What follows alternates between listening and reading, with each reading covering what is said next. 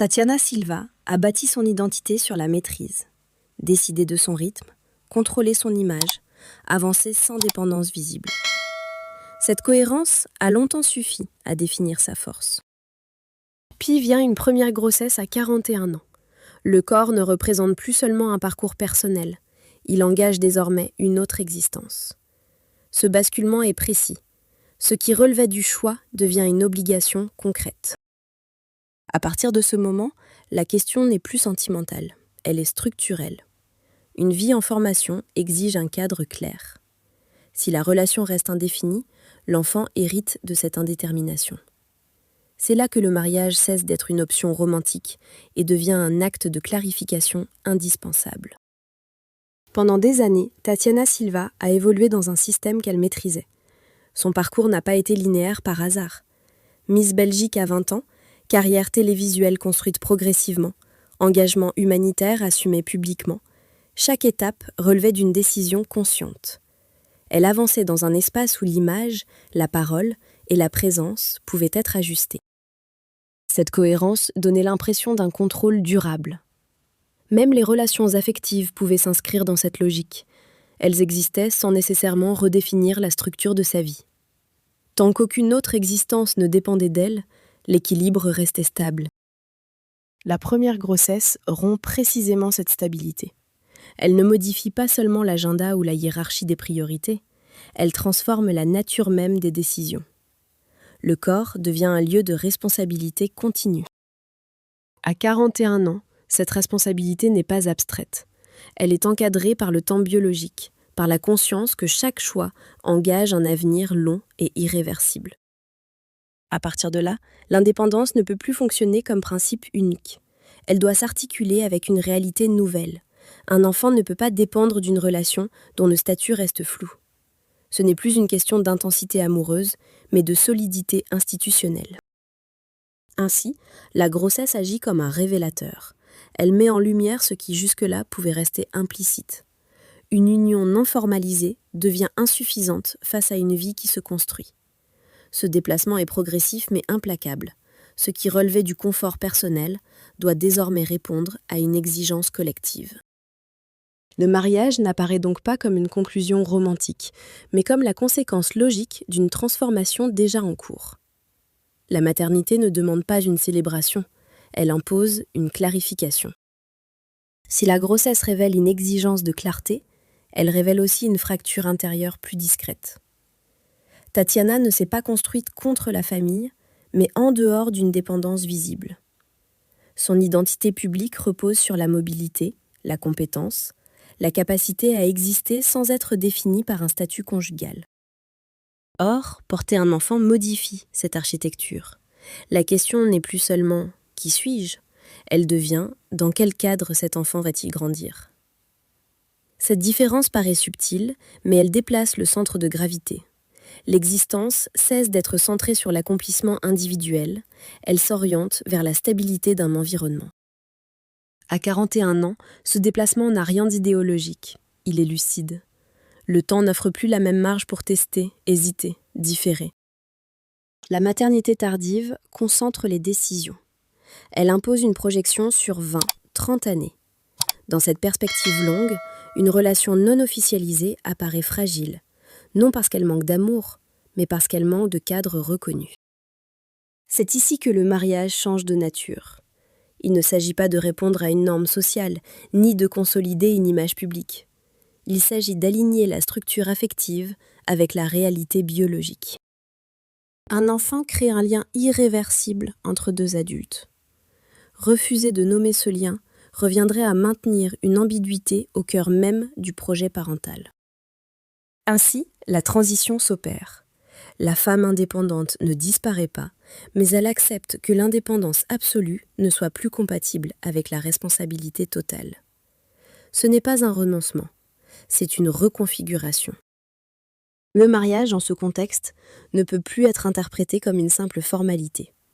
Il devient une ligne de séparation nette entre deux états, celui d'un couple qui fonctionne par affinité et celui d'une famille qui repose sur un engagement explicite.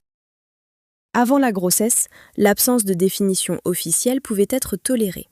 2 adultes pouvaient choisir de rester dans une zone intermédiaire, protégée par l'intimité et la liberté individuelle. Cette zone offrait une souplesse rassurante. Chacun gardait la possibilité de se retirer sans que tout s'effondre. Avec un enfant à venir, cette souplesse change de signification. Elle n'est plus un confort, elle devient une incertitude. Une vie en formation ne peut pas dépendre d'un lien qui reste théoriquement réversible. Le mariage intervient alors comme un acte de fixation. Il transforme un accord privé en cadre reconnu, stable, opposable au monde extérieur. Ce basculement n'a rien d'esthétique. Il ne s'agit pas de robe, de cérémonie, ni d'image publique. Il s'agit d'inscrire la relation dans une continuité légale, sociale et symbolique. La grossesse rend visible ce qui était implicite. 2 individus ne sont plus seulement liés par choix, mais par responsabilité partagée. À 41 ans, cette responsabilité prend un relief particulier. Le temps biologique rappelle que la maternité tardive n'est pas une expérience interchangeable. Chaque décision engage fortement l'avenir. Le mariage cesse donc d'être un projet romantique que l'on peut reporter. Il devient une réponse à une réalité déjà en cours. Ainsi, la grossesse n'ajoute pas simplement un enfant à l'histoire d'un couple. Elle redéfinit la nature même de ce couple. Elle l'oblige à passer d'une relation vécue à une structure assumée. Ce passage vers une structure familiale entre en tension avec l'image que Tatiana a construite au fil des années.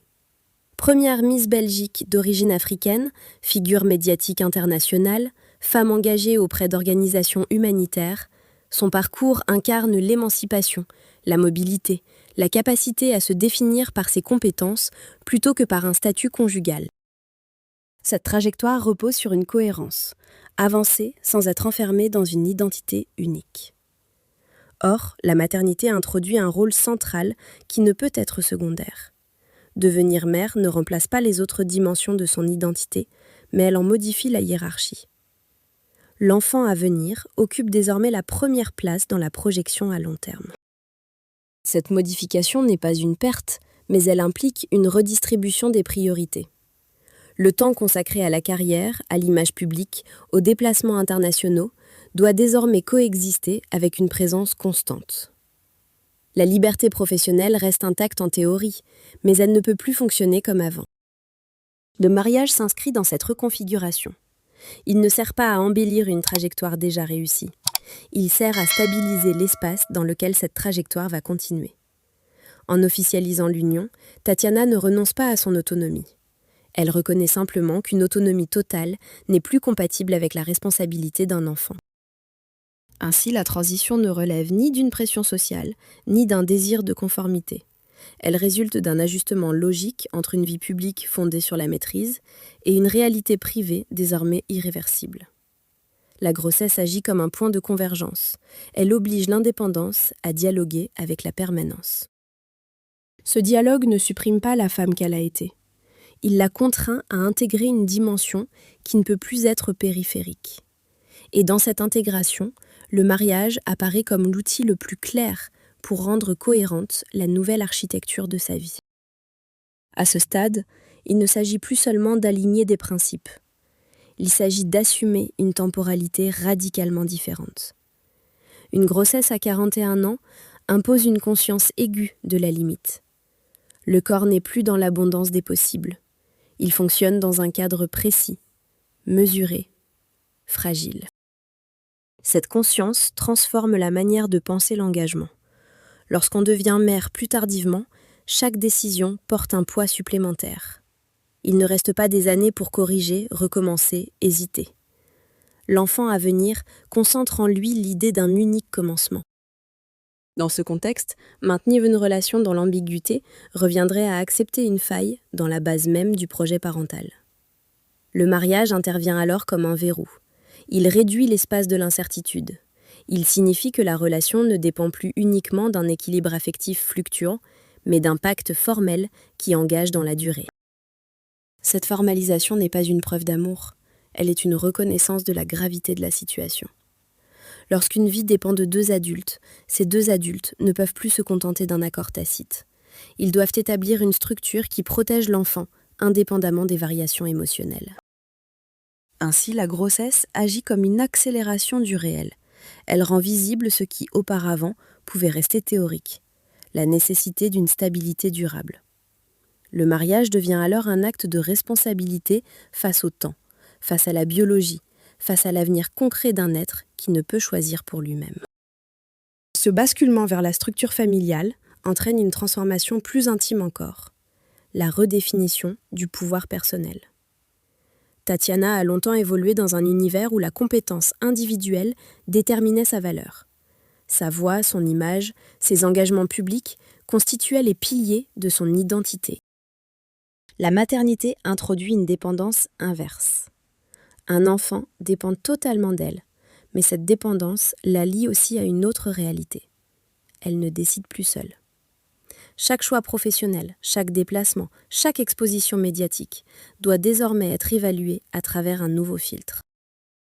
Le mariage s'inscrit dans cette redéfinition du pouvoir. Il ne diminue pas son autonomie, il la partage. Il établit officiellement que la responsabilité est commune, que l'enfant ne repose pas sur une seule figure centrale. Cette reconnaissance est essentielle pour éviter que la maternité ne devienne un isolement déguisé. Dans cette perspective, l'union légale n'est pas une concession à la tradition. Elle est un mécanisme d'équilibre. Elle distribue clairement les rôles, les droits, les devoirs. Elle empêche que la charge parentale ne soit portée de manière implicite par une seule personne.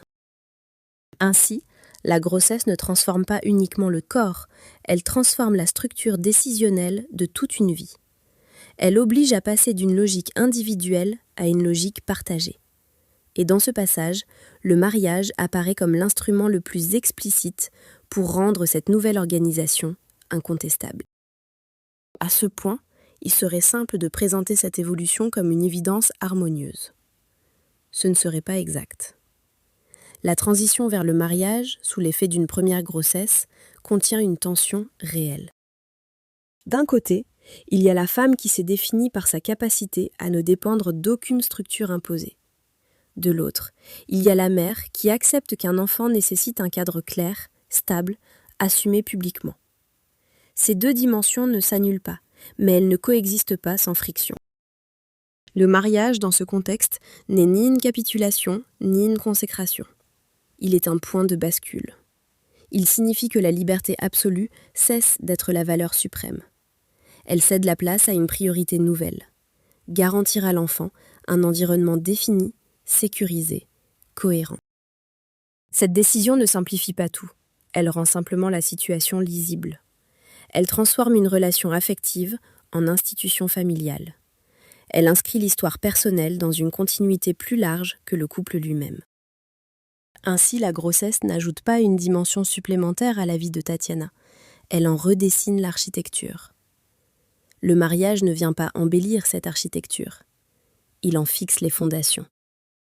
À 41 ans, porter un premier enfant ne relève pas d'un simple désir accompli.